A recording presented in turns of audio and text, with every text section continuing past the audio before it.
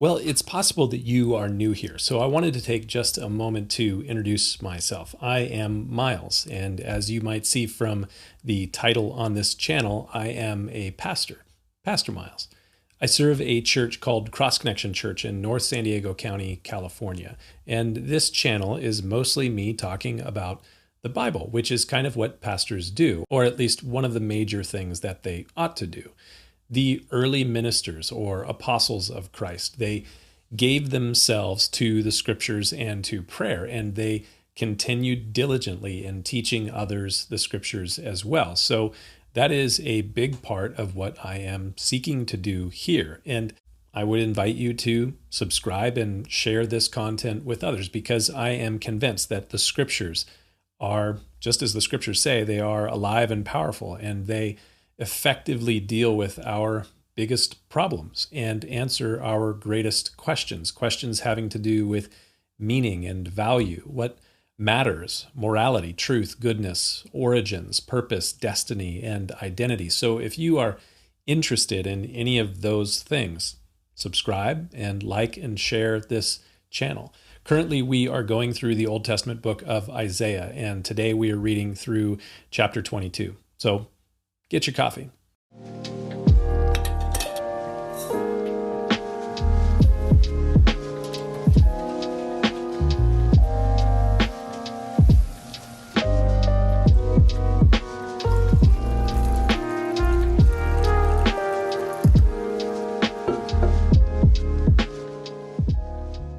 It is recorded in the Psalms, Psalm 75 to be exact. Exaltation comes neither from the east, nor from the west, nor from the south. But God is the judge. He puts down one and he exalts another. It is sometimes difficult to accept that that word is true, because many times it seems as though the wrong people appear to be exalted or put down. So we wonder if God is really involved in this. Did he really put that person in that place of power? And if so, why would he have done that? There don't always appear to be good answers to questions like those. But I have to trust that if God is real and if the scriptures are true, two propositions that I accept by faith, then I have to choose to trust that God is working. He's working in ways that I may not understand.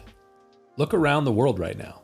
Look at the people in positions of power and judge them by their decisions and the outcome of those decisions. When I look around in that way, that's when I really begin to ask, God, did you really put that person in that place of power, and why have you allowed them to remain there?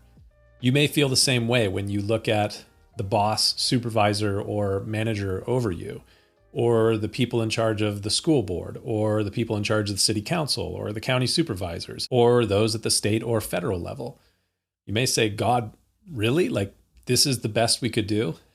And then we read, exaltation comes neither from the east, nor from the west, nor from the south, but God is the judge. He puts down one and he exalts another. And that means that sometimes he allows unwise rulers and harsh taskmasters to lead, because God, as the judge, may be allowing bad leaders as a form of judgment. But then there are other times that he removes the boastful, wicked servant and replaces that person with a just and wise steward. That's the picture at the end of Isaiah chapter 22. An arrogant and foolish leader named Shibna is removed, and he is replaced by a wise and just man named Eliakim. And God says to the boastful Shibna through the prophet Isaiah, the Lord is going to pull you down and drive you out of your office, and then he's going to seize you violently and toss you like a ball out of your position into a place of judgment. And that is a striking image, but it is exactly the thing that you might want to happen to an unjust and arrogant leader. It's exactly the thing that I would want to happen to an unjust and arrogant leader. This last weekend at the church that I serve, I was talking about prayer and the importance of prayer. And at a certain point, I was talking about the different kinds of prayer. Prayers like supplication, thanksgiving, confession, adoration, praise, intercession, and so on. And then after the service, I realized after I was done teaching that I had forgotten one of my favorite forms of prayer. It is a form of prayer that you may not know about, but I think it's a form of prayer that you're going to like. It's called imprecatory prayer. An imprecation is a spoken curse, and imprecatory prayer is a prayer to God for his justice and judgment to be poured out. Now, you may wonder, is it okay to actually pray to God like that? Like, is that all right to ask God for his justice and judgment? And let me assure you that it is. But why is it okay to ask God for his judgment to fall upon someone? Well, first, imprecatory prayers are as much a confession to God of our own earthiness, if you will, as they are a request to God for his justice and judgment. The feelings that you may have toward an unjust leader or a foolish taskmaster, those feelings, they could be wrong. They may be carnal. They may be what you might call a worldly lust. But bringing it to God in prayer is doing the right thing with perhaps wrong feelings.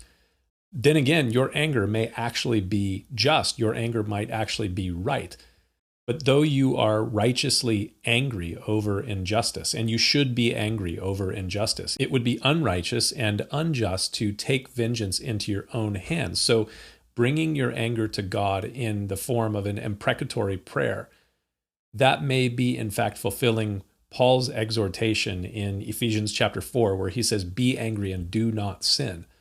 The person who prays to God in this way, in this imprecatory way, they are not taking justice into their own hands. They leave justice and judgment with the only one who is in the rightful position of justice and judgment, leaving it with God.